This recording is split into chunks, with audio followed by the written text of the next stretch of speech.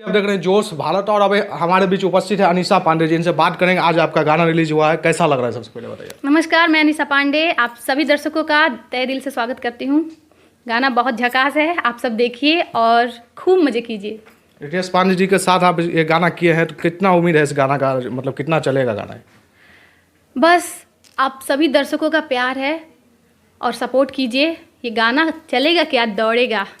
भोजपुरी में सबसे अच्छा गायक आप किन्हें मानते हैं? मेरे हिसाब से सभी अच्छे हैं, सभी स्टार बहुत अच्छे हैं, सिंगर भी बहुत अच्छे हैं सब।